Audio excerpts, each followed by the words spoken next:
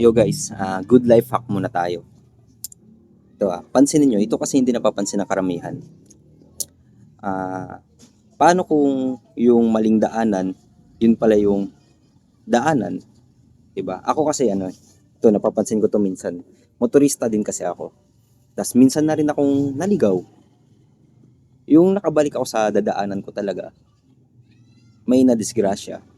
Naisip-isip ko, paano kung ako yung dumaan dito? Paano kung hindi ako naligaw? Baka ako pala yung nandoon, baka ako pala yung nadisgrasya, 'di ba? Pansinin niyo sa Google, yung Google Map. Pagka naligaw kayo, nagkamali kayo ng daan, sasabihin lang sa'yo, recalculating. Diba?